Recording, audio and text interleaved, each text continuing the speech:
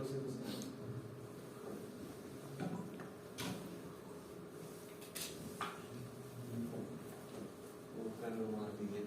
circuito de la subsiguiente, ¿cierto? Sí, el circuito. Tenemos un seguido. Lo bueno es que no se junta. Lo bueno es que no se junta.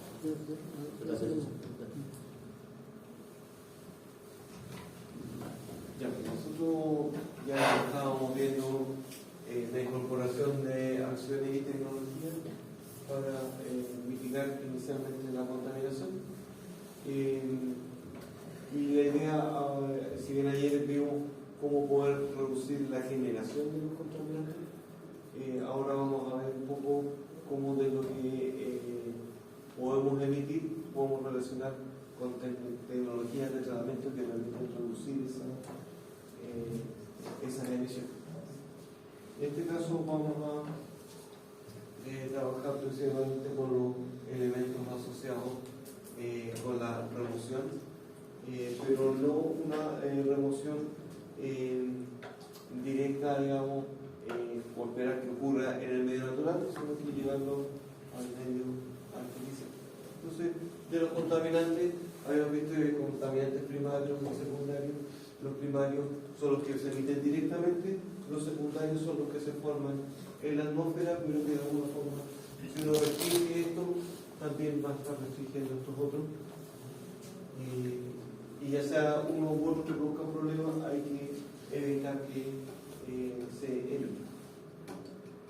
De los contaminantes fotoquímicos, habíamos visto que los componentes del smog no solamente en materia de partículas, sino que las emisiones de hidrocarburos, de óxidos de nitrógeno, que vienen de los mismos procesos de combustión a alta temperatura, que se mezcla el nitrógeno y el oxígeno del aire, más la energía del sol, es lo que termina produciendo el smog, que es bastante irritante. Y así dice, y el otro poco de lo que se va emitiendo, aumentan esas concentraciones, pero se van después degradando porque se van transformando en otros compuestos que igual generan problemas. Y por lo tanto, si por mucho que existe una emisión puntual, eso va a indicar que también van a haber consecuentemente con algún desfase la aparición de estos otros contaminantes. Y habíamos visto que existen algunos procesos que atenúan la contaminación en el medio natural, ¿ya? Que son, por ejemplo, los tratamientos de tipo físico, aunque naturalmente las partículas más pesadas van a tender a ser atraídas por la gravedad y por lo tanto a ser removidas del aire, o en el caso del agua, por ejemplo, el nitrato que está contenido en el agua, al pasar por algún medio, es capaz de atraer, en este caso, dado que el nitrato es una sal, al estar disuelta tiene polaridad, por lo tanto aprovecha esa polaridad para ser absorbida en un medio. De los químicos tenemos las reacciones químicas probablemente tal, los mismos compuestos orgánicos volátiles sufren reacciones y por lo tanto puede ser transformado en el peor de los casos en smog o a lo mejor degradar para que no produzca. Y el decaimiento general de los isótopos radiactivos van decayendo en función del tiempo. Y hay procesos naturales de tipo biológico que en la medida que nosotros dejemos ciertos compuestos, principalmente residuos orgánicos, se van a empezar a biodegradar. También a veces cuando hay materia orgánica en el agua va a generar el aumento de bacterias, pero eso va a tener un ciclo de que en la medida que exista eso va a tender a crecer la población, y una vez que se agote el alimento va a tender a descargar. Y hay algunos elementos que plantas o moluscos que son capaces de filtrar, dado su tipo de alimentación, y por lo tanto pueden retener algunos compuestos. Eso es lo que ocurre en términos naturales, lo que habíamos visto de la remoción de partículas en el aire, principalmente la gravedad de las partículas más grandes caen fácilmente, las que son muy pequeñas tienden a atraerse entre sí y formar unos grupos que sí tienden a tener ya más peso y poderse evitar, y el tamaño intermedio se hace un poco más difícil. Y los otros mecanismos en general, si bien existen, desde el punto de vista de remoción de los contaminantes, no se difieren. Y de acuerdo a lo que habíamos visto, entonces, nosotros cuando queremos los residuos y queremos disponerlos, la idea es no llegar a producir los efectos. Por lo tanto, si nosotros podemos reducir la generación de residuos, es lo ideal. Si de lo que no logramos reducir tenemos que emitir, tenemos que ver cómo disponernos de la mejor forma y con la menor cantidad, por lo tanto también por ejemplo los sistemas de tratamiento, por lo menos que si ya generé los residuos, poner aquí una barrera o una retención que permite que eso finalmente sea dispuesto y que produzca efectos en la población. Entonces, los tratamientos en general se van a estar inventados cuando ya no es posible reducir la generación. O sea, lo que vimos ayer es lo ideal, no siempre es factible, porque si nosotros tenemos una central termoeléctrica a gas, el reemplazarlo a lo mejor por una central fotovoltaica tiene otros desafíos, porque no tenemos sol las 24 horas, a diferencia del gas que ponemos a almacenar y estar generando de forma más continua. Entonces genera algunos ciertos desafíos.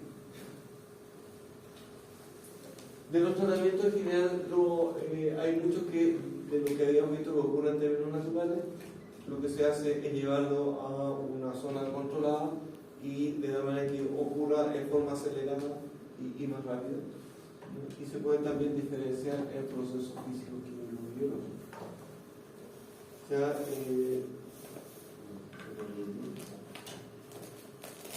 pero en términos generales, nosotros, si queremos remover material particulado del aire, podemos utilizar, por ejemplo, sedimentación. Tendremos que retener el volumen de las emisiones, dando el tiempo para que pueda sedimentar. Ahora eso no siempre ocurre muy rápido. Y hay otras tecnologías que son equivalentes a la sedimentación y permiten de alguna forma remover esos elementos. O hay algunos elementos que también aprovechan de generar o dar las facilidades para que ocurra una reacción química ya no en el aire, sino que en un área controlada. Bueno, dentro de los procesos físicos hay muchísimos, obviamente, bueno, en general yo diría que los más frecuentes son los del lado izquierdo. La sedimentación, en el caso de partículas gruesas funciona bien, en el caso del aire, pero si son ya más finas, el tiempo que hay que tener retenido, ese volumen es muy grande y por lo tanto genera inconvenientes. Pero en el caso de los tratamientos del agua, sí se utiliza bastante. Por ejemplo, ahí arriba en la imagen superior se ve un sedimentador que se utiliza tanto en la preparación del agua potable como en el tratamiento de agua seca. Y que los elementos, básicamente sedimentos que pueden venir por un río, se dejan sedimentar. Los procesos de flotación se utilizan también para elementos que son en general más livianos que el agua. Cuando estamos hablando de tratamiento del agua principalmente, en que las grasas y aceites son más livianas y por lo tanto el sistema de tratamiento de agua se envía en el mismo sedimentador. Por la parte de abajo se remueve, digamos, las partículas que sedimentaron y en la parte superior se remueve lo que flotó. Los procesos de filtración se utilizan tanto en agua como en aire y hay distintos tipos de filtros. En el caso de agua puede ser un filtro simplemente hacer pasar el agua por una cama de arena y eso ya permite remover material particular. En el caso del aire, en el caso por ejemplo de la aspiradora, tiene un filtro y ese filtro está actuando es una tela que está actuando como filtro. Y eso evita entonces que el polvo que estamos sacando después se vuelva a resultar. Sacamos polvo de aquí y después lo tiramos, lo deja en el aire y vuelve a salir evitar, como necesita en este caso, retener el polvo dentro de las piedras. La osmosis en general es un sistema de tratamiento para el agua, que es el que permite tratar el agua salada. Bueno, estamos en zonas costeras y no hay una fuente de agua dulce, hay que tratar el agua normal. Y la osmosis es la que permite tratar el agua normal. Osmosis inversa. Osmosis inversa, sí. Lo que permite en este caso es como una microfiltración, en el sentido que hay una filtración más a nivel molecular, en que se filtran, o sea, se deja pasar las moléculas del agua, pero no las de sangre. Y por lo tanto, entonces tiene que ser como filtro ya casi atómico, y en esos procesos requiere mucha energía. Parece circular a alta presión el agua. Exactamente, se requiere alta presión y por lo tanto aumento de presión requiere alta energía. Así que quizás en algún momento, dadas las necesidades de agua en el país, hay normas de desalación que están desarrollando. ¿Los submarinos también funcionan así? También, sí, no van a estar llegando tanques de agua dulce y después les es más complicado, más fácil tratar el agua. En Santiago y para el norte igual se trata el agua así. Nosotros, o sea, yo trabajo en la planta de agua purificada. Ya. Entonces, no sé, tenemos plantas en Santiago, Antofagasta, y el agua para allá tiene más sales minerales. Sí. Entonces tiene que pasar por un proceso de osmosis inversa. Por eso el agua está mala en esos sectores. Y claro, ellos hacen el proceso de purificación por arena, carbón y aparte de osmosis inversa. Sí, porque en este caso lo de sedimentación y filtración lo pueden generar las partículas. Claro. Pero no las sales que están disueltas. Entonces, hay una osmosis inversa en la que permite eso. Exactamente. Y acá en este sector la conductividad del agua es baja, así que no se necesita No se necesita. osmosis inversa. Pero bueno, en zonas costeras, bueno, el agua además tiene muchas más sales, pero hay zonas en el norte donde las aguas son saladoras y entonces también requieren el proceso. Pero sí consumen alta energía. Claro. Se hace uno de los problemas. Bueno, está el proceso de absorción que básicamente es retener las moléculas por atracción eléctrica de moléculas polarizadas en un medio también constituido por polarizados, que básicamente son algunos tipos de arcilla, con las cuales uno puede ver algo más o menos así, pero adentro está, por ejemplo, lleno de arcilla. Bueno, en este caso es flujo de aire que se tratan, digamos, en estos sistemas que permiten, digamos, remover ciertos compuestos. La centrifugación es una alternativa a la sedimentación, porque la sedimentación tenemos que detener el flujo, esperar que sedimente y eso es muy lento. La ventaja de la centrifugación es que yo puedo aprovechar al pasarlo, digamos, por un sistema que pueda circular, que voy a hacer algo así, al circular, digamos, voy a proyectar esas partículas hacia las paredes y por lo tanto ahí voy a concentrar esas partículas, las puedo remover y por la parte central va a quedar el aire que va a estar más limpio. Eso se usa en agua o en aire, dependiendo del flujo, se habla de ciclones, hidrociclones, o en este caso, este sistema que permite, por ejemplo, remover el gasolín de un aserradero para evitar, digamos, que se salga al aire, digamos, se retire, entonces después se hace circular el gasolín que ha retenido la parte inferior y el flujo limpio por la parte central sale hacia la parte superior. La extracción electrostática se usa bastante para el tratamiento de material particulado, sobre todo cuando es pequeño.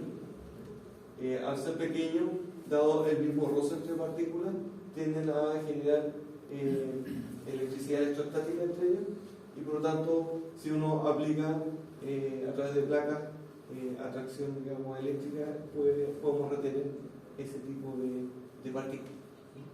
Y se utiliza para remover generar material particular. La atracción magnética es algo equivalente, pero el fenómeno es un poco distinto en el sentido que es un tipo electrolineal, el que atrae los elementos ferrosos, que se puede utilizar, por ejemplo, para separar elementos ferrosos de los residuos sólidos. Y por lo tanto, esto funciona bien para materiales que contienen fierro. Si las partículas no contienen fierro, no sirven. Por lo tanto, a veces se tienden a confundir un poco, pero en general son similares.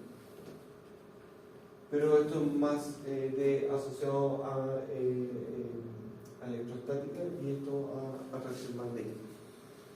Entonces, aquí se usan imanes y acá se usan básicamente electrodos que atraen lo que se polarizó con una determinada carga.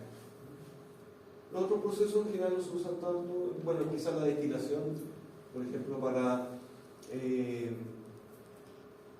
para purificar agua, una alternativa es hacer hervir el agua y ese vapor después condensarlo y las sales quedan retenidas donde hervimos el agua. Ahora, hervir el agua requiere mucha energía, por eso a nivel industrial no se usa mucho. Pero sí como separación, por ejemplo, de los componentes del petróleo, como proceso de refinación se usa un proceso de destilación. Pero bueno, en ese caso es más de tipo de uso industrial como proceso, pero también se puede usar como algún sistema de tratamiento. Y ahí del otro que puede esperarse, por ejemplo, la encapsulación es, por ejemplo, algún material contaminante y yo lo podría mezclar con cemento y ahí lo dejo entonces atrapado dentro de eso y evito entonces que se fugue a otro lado. Entonces yo podría, o algún sistema de almacenamiento que da el material radioactivo y yo lo puedo almacenar en tambores o algunos otros elementos y eso dejarlo en una bodega envuelta de hormigón o de plomo para evitar que emita radiación fuera de ese lugar y ahí hay que dejarlo el tiempo suficiente para que después decaiga químicamente. La dilución en general no es recomendada como sistema de tratamiento porque vamos a utilizar un recurso ya sea aire o agua fresca y lo vamos a terminar contaminando por lo tanto en general no es muy recomendable. De los procesos químicos, dependiendo de las características, en algunos casos nosotros podemos al agua, por ejemplo, agregarle algún compuesto que cambie la solubilidad, de manera que una sal que estaba disuelta, al cambiar las condiciones químicas, vamos a producir que eso va a producir un precipitado y eso ya va a poder salir en el gas. Entonces, ya sea porque le agregamos un compuesto o le cambiamos el pH, ya va a pasar, digamos, de una sal disuelta a un sólido y ese sólido después lo podemos complementar con el sedimentación. O en este caso, si tenemos efluentes que son muy ácidos, también podemos neutralizarlos en química sin mayores inconvenientes. Entonces, se está trabajando con ácido sulfúrico o con ácido de las baterías, nosotros tendríamos que neutralizarlo y esos residuos generales ya no generarían mayores inconvenientes. Bueno, las oxidaciones básicamente es combinación de compuestos con oxígeno. Térmica es en base a calor, química es en base a reacciones químicas y catalítica es química pero acelerada, digamos, con un proceso catalítico, digamos, una superficie que acelera esa oxidación. Entonces, cuando por ejemplo tenemos una estufa a gas, cuando usa ya radiación, en general está oxidando térmicamente el gas. Pero cuando tenemos estas estufas catalíticas que usan el mismo gas, o tiene que ser un poco más limpio incluso, ahí es una oxidación catalítica que puede ocurrir a menor temperatura, pero en general hace el mismo proceso. Lo otro es incinerar. Si tenemos un gran volumen de residuos sólidos, por ejemplo, lo podemos quemar y con eso quedarnos con la ceniza. Pero también no llegar y quemar basura por cualquier lado. Tiene que ser un proceso adecuado y ver si es factible o no. Acá en Concepción plantear un incinerador cuando estamos saturados con material particulado no es factible. Habría que buscar un lugar donde no haya problema y tener un proceso que también eso se desarrolle adecuadamente para no producir problemas. También el proceso de fundición nos permite a veces separar algunos compuestos que si bien se usa en la minería como para purificar o separar algunos compuestos de interés, bueno, en este caso puede utilizarse para separar contaminantes de interés, a veces para recuperarlo, porque a lo mejor el dejarlo al medio ambiente puede producir problemas, pero si yo lo recupero podría reutilizarlo o reciclarlo. O lo podemos solidificar o producir. Extracción por solvente que no se utiliza en la minería. Y que aquí tenemos, digamos, las mezclas de la roca ya pulverizada y que a través, digamos,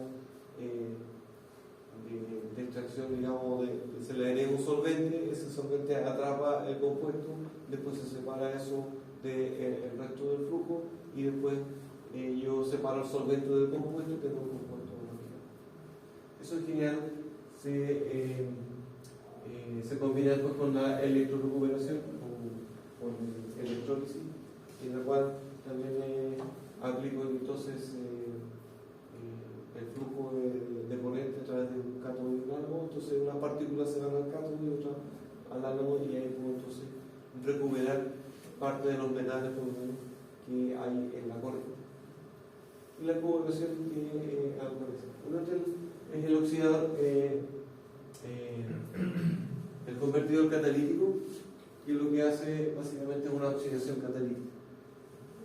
Si lo viera, digamos, a ver como un bloque sólido poroso y que puede pensar que es solo un filtro, pero en realidad, más que un filtro, en este caso, es un proceso más químico, porque lo que hace es este material que aparentemente filtro, en realidad actúa como un elemento catalítico que permite o da la facilidad para que el combustible que no se logró quemar bien en el motor pueda ser degradado acá a menor temperatura, pero obviamente no vamos a tocar cuando el motor está prendido, el motor funcionando y tocar el convertidor, porque igual trabaja a una temperatura alta para la piel, digamos, pero respecto a la temperatura del motor es mucho menos.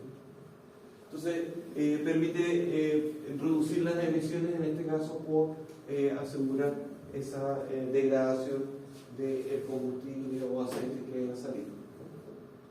Que obviamente, pasado cierto tiempo, bueno, depende un poco del kilometraje y los años, pero en general, después de 10 años o el mismo uso, si esto se golpea, se fractura, esto sería la capacidad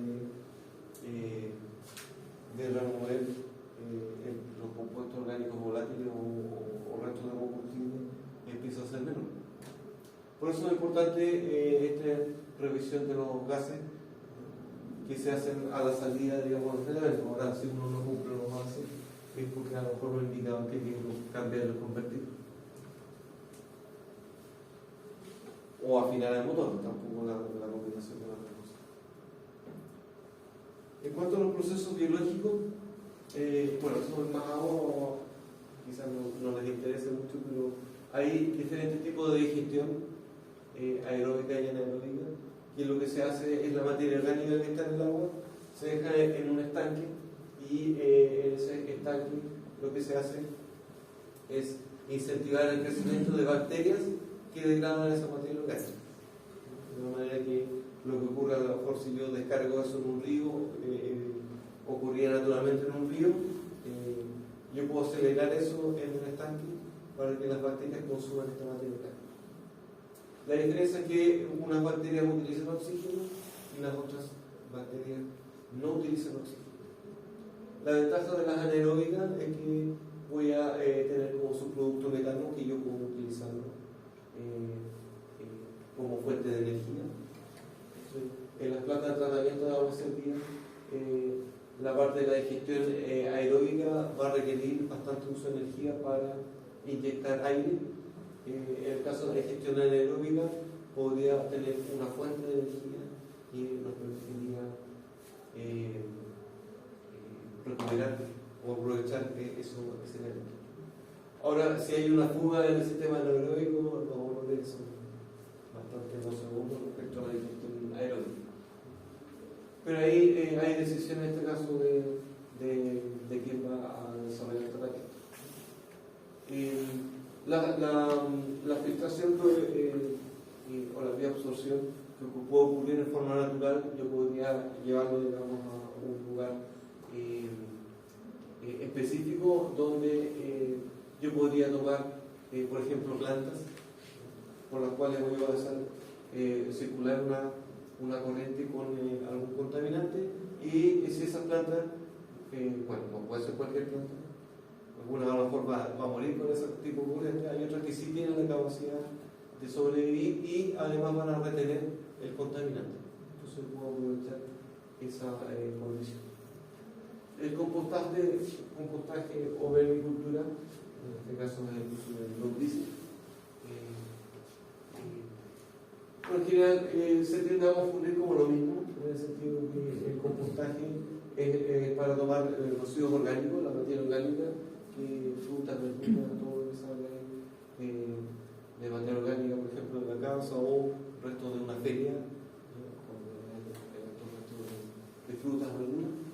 Se puede compostar, si aparece, digamos, alguna lombriz, puede ser, digamos, pero en general es un proceso más a nivel de desarrollar los microorganismos para que vayan degradando la materia. Entonces ahí aparecen bacterias, hongos que van degradando la materia orgánica en una zona controlada. Pero eso se puede complementar en este caso con lombrices que no es que las lombrices se coman los restos, sino que ellos se alimentan de estas mismas bacterias y hongos que degradan la materia, y además ayudan a dejar los espacios para que esto se mantenga oxigenado.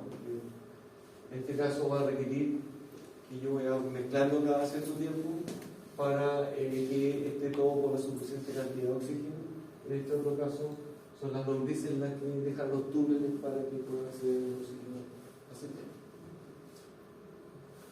Pero eso se puede aplicar. Hay algunas composteras que uno puede instalar en la casa, son así de chiquititas, y uno puede dejar entonces los restos de fruta y verdura, de restos de poda, etcétera, dependiendo. Incluso en un departamento se podría tener La vermi. El departamento tendría que ser la vermi. no, también puede ser compostaje. ¿Pero a qué la conectaría? No, en este caso nosotros vamos dejando los restos de frutas y verduras, y eso, digamos, después se convierte, digamos, en abono. Pero que por lo general los microorganismos quedan del suelo, o sea, se conecta a la tierra para que... No. En este caso, la misma degradación que aparece naturalmente, o sea, si tú dejas, digamos, ese mismo, naturalmente van a aparecer, digamos, hongos y bacterias, y no solamente que vengan en el suelo, cosa de dejar el pan, digamos, un poco más de tiempo y con la humedad aparece el hongo.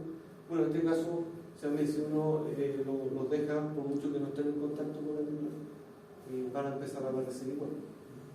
Ahora, si uno le agrega algo de tierra, inicialmente también ayuda a que los microorganismos que ya vienen ahí puedan crecer, pueden acelerar inicialmente el proceso. Es como después uno le va agregando, se va mezclando con lo que ya estaba, y por lo tanto ya se genera todo un ecosistema, digamos, dentro de la compostera.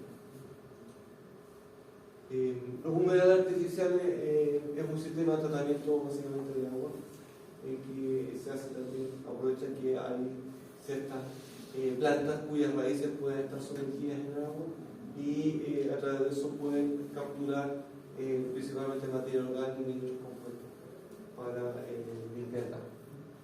Y la desinfección, que si bien en general, por ejemplo, en el caso de oxidación química, es agregar un compuesto químico, y quizás uno puede decir, yo le agrego cloro al agua, con eso lo estoy desinfectando, pero el cloro es un compuesto químico. sin embargo se considera un tratamiento biológico porque estoy matando bacterias. Pero también se puede usar para hacer unas lámparas ultravioletas, que yo las puedo entonces proyectar. Hay algunos acuarios que usan una lámpara. Bueno, eso proyecta rayos ultravioletas para mantener el agua desinfectada. Pero usted esa agua la puede consumir. Si normalmente la tiene con un rayo ultravioleta. Podría consumirse, sí. Porque en este caso la radiación que yo estoy aplicando la que va matando las bacterias, pero no queda como radiación en el agua. Claro. A diferencia del cloro, que exige un cloro residual, por normativa se exige que quede una cantidad de cloro cuando está en la red. Desde que yo trato hasta que yo lo distribuyo y lo utilizo, en ese tiempo, si hay un proceso de contaminación, tiene que haber algún cloro que sea capaz de matar bacterias. ¿Ya? Pero una vez que ya sale a la llave y yo lo quiero consumir, lo ideal a lo mejor es sacar algún excedente porque el cloro no es agua. Entonces, la normativa en particular en agua respecto al cloro exige una cantidad mínima para asegurar esta capacidad de desinfección básica y también exige un máximo. Y por lo tanto, normativamente tiene que estar dentro de eso. ¿Sí? Y para el COVID, para eso se da eso, ¿cierto? ¿Para? Para el COVID, cuando está También es una posibilidad, digamos. porque hay unas plantas que lo usaban. Pero eso cabe lo mismo tratamiento, o sea, el proceso El biológico. tratamiento, sí, porque en este caso está destinado a matar un ser vivo. Por eso se considera tratamiento biológico. Pero si fuera radiación, eso es más físico. Pero como el objetivo aquí es eliminar bacterias, se considera como un proceso biológico.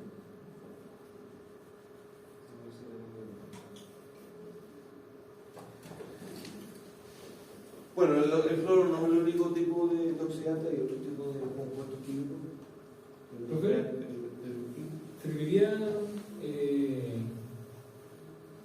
no sé si está bien el dicho, pero electrificar el agua. No necesariamente. ¿No? O sea, depende del tipo de compuesto. Efectivamente, si tú a lo mejor tienes algún metal, podrías al introducir el electrodo atraer esos metales que están disueltos y por lo tanto lo mueves. Pero desde el punto de vista biológico.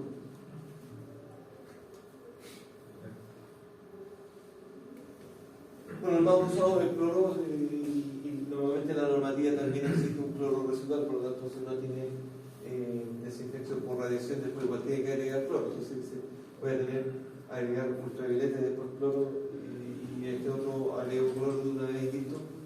Por eso lo que más se utiliza en agua potable es simplemente cloro.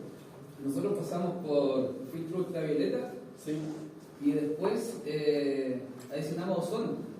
Ozono, sí. Ozono. El ozono También pasa hay- un par de horas y se destruye y queda el agua limpia, ¿no? Sí. Solamente De cordillera. agua así. Agua de cordillera. Agua de cordillera. Sí. Pero cuando tú tienes que distribuir, también en la normativa te exige una cantidad de cloro residual, que es una cantidad pequeña. Y por lo tanto ahí, después de todo ese tratamiento, tendrías que volver a agregar cloro. Por eso hay muchos que simplemente trabajan con cloro y no usan ni ozono ni radiación. Y para el agua destilada, profe, eso es lo mismo. Bueno, el agua destilada se supone que ya el hecho de haber evaporado y a esa temperatura murieron todas las bacterias. O sea, si uno evapora agua, no se la pone. El agua tiene, cuando la evapora. Sí, cuando se evapora es el agua lo que se evapora, pero las bacterias van a morir y no quedan como residuos. No se van a evaporar. Ahora, si tuviera aceite, el aceite también va a poder evaporarse, bueno, quizás a otra temperatura. Y por lo tanto ahí eso sí se mantendría. Pero como las temperaturas a las cuales se evaporan y después se licúan son distintas, ahí entonces por destilación podría separar, ya si no tiene una mezcla de combustible con agua, podría separar como Bueno, en general aquí hemos visto un poco determinados algunos procesos que sirven para determinadas acciones, pero en la práctica nosotros tenemos una combinación de procesos. O sea, esto es como un esquema típico de una planta de tratamiento de agua reciclable, o en español, planta depuradora de agua servida. En que toman las aguas servidas que vienen crudas, viene primero una unidad de tratamiento, que a veces es un tipo de malla, que retiene los elementos más gruesos que pueden interferir los sistemas de bombeo que vienen posteriormente, pero que en general es separar solamente físicamente algunos elementos más sólidos.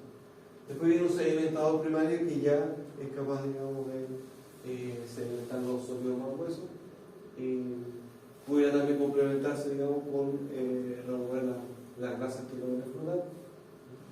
En la parte inferior vamos a sacar lo que se alimentó. El agua ya pretratada va a pasar a un reactor biológico, donde ahí se le va nuevamente a ingresar oxígeno y ahí va a empezar a producirse el crecimiento de las bacterias que van a degradar la materia orgánica en la agua servida. Y por lo tanto ahí va a empezar a bajar la cantidad de materia orgánica, y lo que voy a hacer después en un sedimentador secundario es separar por sedimentación las bacterias. Entonces acá voy a eliminar las bacterias, y el agua tratada ya con mucho menos materia orgánica la desinfecto y luego se considera entonces un agua tratada, bueno, no en condiciones de estar en condiciones de beber, pero sí en condiciones de a lo mejor de dejar descargar la agua. De las bacterias, para sustentar el proceso, yo tengo que recircular estas bacterias para asegurar que siempre hay bacterias aquí dispuestas a comer. Pero que si crecen mucho, el excedente de bacterias yo lo voy a tener que separar, y junto con lo que viene del sedimentador primario, yo lo voy a dar a un espesador, que lo que va a hacer entonces es separar o concentrar la cantidad de sodio, de materia, de mezcla entre materia orgánica que hay aquí y bacterias que vienen de acá. El exceso de agua se recircula, y de los lodos despesados pasan a un digestor, que puede ser entonces simplemente un estanque, que puede ser con o sin oxígeno, ¿no? Y ahí entonces se degradan esos lodos, de manera que lo que aquí eran bacterias vivas, acá que pasan a ser material más inerte. Después eso pasa por un tipo de filtro. Hay distintas alternativas en las cuales el agua que sale del filtro también se recircula al sistema de tratamiento, y los sólidos se consideran biosólidos tratados que pudiera complementarnos con un sistema de compostaje y lo pudiera utilizar la agricultura. Y ahí esas alternativas. Pero más que conocer en detalle el proceso, en este caso, de un poco ilustrar que cuando uno requiere un sistema de tratamiento no necesariamente es una única unidad, sino que es un conjunto de unidades que cada uno hace una parte del proceso para lograr de lo que yo, el efluente que quiero emitir, de tener un tratamiento que permita sacar eso de la mejor forma posible. Y que en este proceso, obviamente, lo que yo retengo, bueno, en este caso como son elementos biológicos, bueno, aquí voy a tener a lo mejor nutrientes en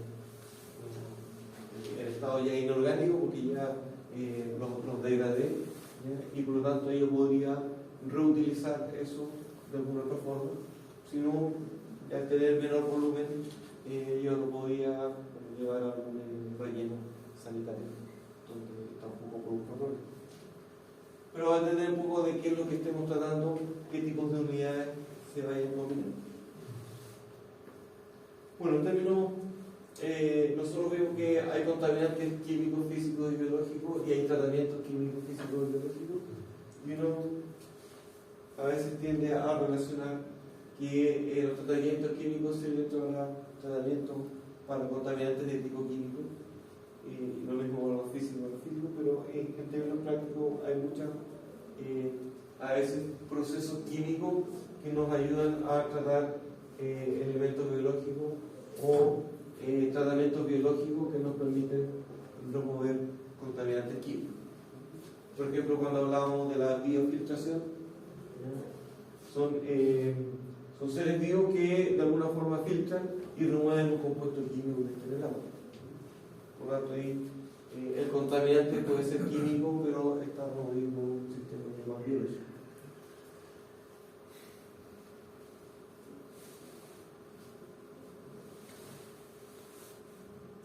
Bueno, de tal manera que cuando uno tiene que decir, yo tengo este contaminante, quiero reducir, tengo que elegir, bueno, de todos estos tratamientos,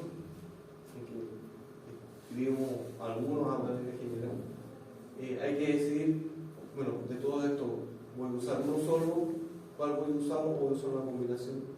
Entonces, primero tenemos que ver si qué tipo de tratamiento son aplicables al contaminante que yo necesito remover. Si yo tengo materia orgánica, me van a salir algunos tipos de tratamiento. Si yo tengo material particulado en el aire, me van a salir otros tipos de tratamiento. Pero no todos los tratamientos sirven para todo. Por lo tanto, lo primero es ver, bueno, de lo que yo requiero tratar, al contaminante que quiero abatir, cuáles son los procesos que podría utilizar y descarto los que no. También tengo que considerar que el tratamiento no vaya a generar otros contaminantes. O sea, yo pudiera crear un sistema que efectivamente remueva uno, pero que genere a lo mejor otro tipo de residuos. O sea, yo en el fondo, si yo quiero remover los compuestos orgánicos volátiles, si yo el tratamiento le agrego óxidos de nitrógeno y energía, va a ocurrir lo mismo de que transformar esos compuestos finalmente en smog. Por lo tanto, voy a eliminar los compuestos orgánicos volátiles o nuestros combustibles y lo voy a transformar en otros contaminantes y no es la idea. Lo otro también que hay que analizar qué tan eficiente es para el tratamiento. Hay tratamientos que son muy eficientes, por ejemplo la osmosis inversa es altamente eficiente desde el punto de vista de tratamiento. O sea, podemos reducir prácticamente a cero los contaminantes. Obviamente hay un tema de costo, ¿no? pero es altamente eficiente, pero a lo mejor si en nuestro efluente está un 10% sobre la norma, a lo mejor yo necesito un sistema que pueda tener baja eficiencia para cumplir al menos con la norma o un poco más bajo la norma, pero no necesito llegar a cero. Por lo tanto, para lo caro que puede ser, por ejemplo, la osmosis inversa, puede haber otra alternativa. Ahora, si yo tengo un contaminante que está 1000 veces sobre la norma, obviamente necesito un tratamiento que sea altamente eficiente. Entonces, ahí habría que entrar a analizar qué tratamiento es más eficiente para el tipo de contaminante que queremos. Lo otro también es qué tan confiable es el sistema de tratamiento. En el sentido de que los efluentes que estamos emitiendo no siempre tienen una concentración constante y por lo tanto si tiene mucha variabilidad tiene que poder adaptarse y funcionar y asegurar cumplir con la norma independiente de lo que esté entrando. O sea, del efluente que nosotros queremos tratar puede estar variando sus características, pero nosotros tenemos que asegurar que independiente de lo que esté entrando, lo que esté saliendo cumpla con la normativa. Y no todos los procesos cumplen con eso. Por ejemplo, en los tratamientos biológicos son sensibles a que vengan descargas con toxinas. Y por lo tanto, si viene un efluente con toxina, que mate, digamos, nuestro reactor biológico, al desaparecer las bacterias no vamos a poder tratar el agua y por lo tanto se va a perder. Y por lo tanto, esa confiabilidad también es parte de lo que hay que analizar. Por ejemplo, los sistemas de tratamiento de agua servida, obviamente su objetivo es tratar materia orgánica y tiene sistemas biológicos, y por eso existe una normativa que controla las descargas industriales a la alcantarilla. Es que lo que se puede descargar tiene que ser equivalente a un agua servida doméstica. Pero si una empresa va a descargar, por ejemplo, restos de pintura, y y eso va a matar a las bacterias que están en el sistema de tratamiento, no va a servir. Toda la inversión que se hizo en el sistema de tratamiento para que después mueran, digamos, las bacterias y tener que esperar meses hasta que se recupere eso, vamos a estar todos esos meses sin un tratamiento adecuado. Entonces, el grado de confiabilidad es importante. O sea, en el caso de, por ejemplo, el tratamiento de agua potable que se obtiene en un río, cuando viene una lluvia intensa, el agua del río viene bien turbia. Cuando tengo que poder tratar esa agua bajo esas condiciones, y a lo mejor en otras épocas viene mucha más cristalina, y tengo que lograr igual cumplir con la normativa. Lo otro que también hay que tener en cuenta es los costos de inversión, que obviamente tienen que ser relativamente bajos, y hay algunos tratamientos que efectivamente son bajos, pero a lo mejor no cumplen con estos criterios de eficiencia y confiabilidad, y por lo tanto hay que hacer un balance con eso. Y los costos de operación y mantenimiento, como les decía, las plantas de osmosis inversa, la reparación de los tipos de filtros que utilizan son caros, y la cantidad de energía que utilizan para lograr las presiones que requieren también requiere una alta operación. Y por lo tanto, esa es una de las principales restricciones a que no sea un uso tan masivo. Obviamente, si necesitamos tratar agua del mar, tiene la alta eficiencia y la confiabilidad que permite tratar el agua del mar. Pero tiene alto costo de operación. Ahora, si nosotros necesitamos tratar agua de mar, a lo mejor necesitamos algo que no sea tan eficiente y por lo tanto recurrir a algo que tenga menos costos de operación. Un sedimentador, por ejemplo, tiene un costo de operación mucho menor que una osmosis inversa. Pero el tipo contaminante que remueve también son distintos. Entonces hay que analizar cuando dicen que voy a optar por este tratamiento, ver cuáles son las alternativas y ahí tratar de buscarlas. O sea, hay criterios técnicos, normativos y hay criterios económicos. Y hay que combinar todo eso. Bueno, un residuo a través de un tratamiento lo podríamos transformar en un recurso.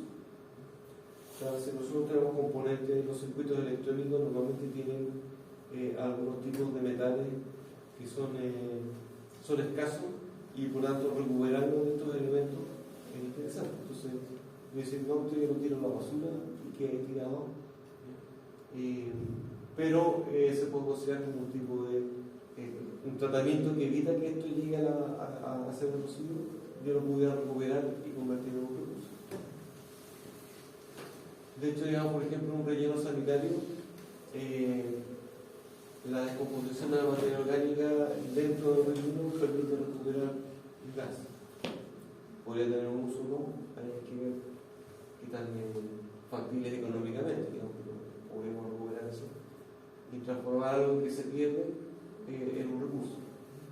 O a futuro, nosotros podríamos a lo mejor hacer minería de rellenos sanitarios abandonados, porque ahí van a haber algunos compuestos electrónicos, van a haber a lo mejor residuos plásticos que mediante tecnología a lo mejor los podríamos recuperar.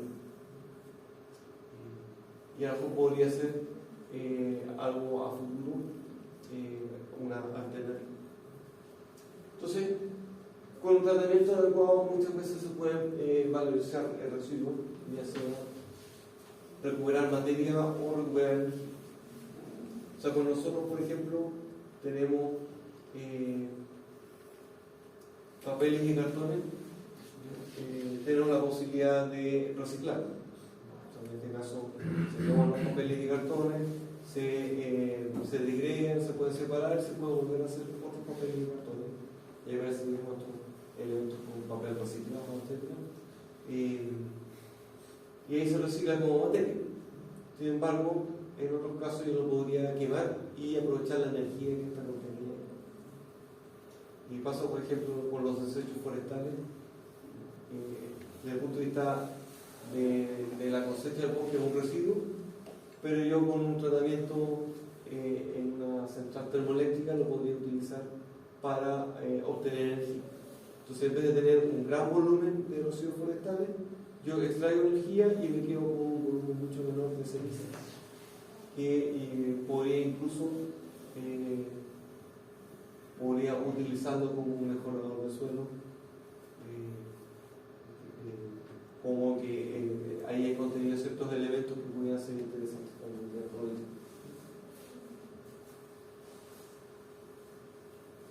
Bueno, dado eso entonces, ahora vendría la segunda parte, que el trabajo que vimos ayer, tenemos un contaminante y esa fuente de esos contaminantes es que digamos cómo podemos reducir la generación o la producción de esos elementos. Y la idea ahora ver es, si ya no podemos reducir más este tipo de contaminantes, ¿cómo podemos tratar? Si vamos a estar emitiendo esto, ¿cómo podemos tratarlo? Y una breve descripción un poco como el sistema de tratamiento.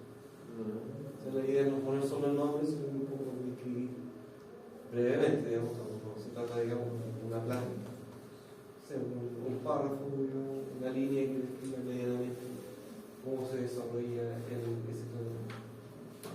O sea, si usamos decir, yo voy a usar un sistema de separación del contaminante mediante atracción magnética, entonces yo voy entonces a hacer pasar la corriente, digamos, por un electroimán, y el electroimán entonces es el que atrae las partículas carrosas y la separa.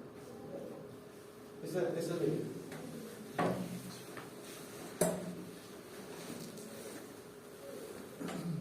Hay que diferenciar claramente lo que es evitar que se produzca esto, pero en este caso está orientado, si yo lo voy a estar produciendo, quizás en menor cantidad, pero lo estoy produciendo, ¿cómo lo puedo tratar para evitar que llegue al ambiente?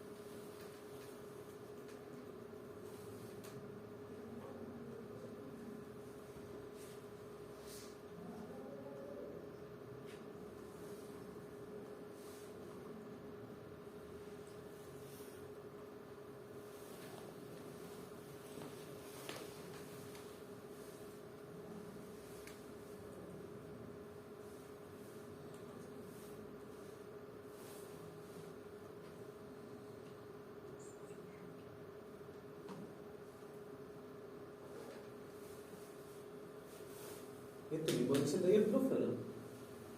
No, el Word Excel, me cambia este sería el 3.1.